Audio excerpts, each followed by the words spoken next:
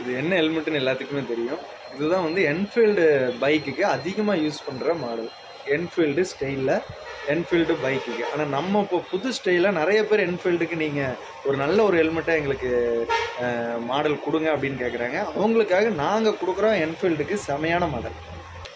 நம்ம கொடுக்குற மாடல் என்ஃபீல்டுக்குன்னு ஸ்பெஷலான மாடல் இதுதான். ஸ்டெட்ஸில் வந்து ட்ரூப்பர் அப்படின்ட்டு வருது. இது ஒரு half helmet and full helmet 2-in-1 2 use பண்ணிக்கலாம். Flip up model. உள்ள ஸ்மோக் வைசர் வந்துடும், சைடில் கீ வந்துடும்.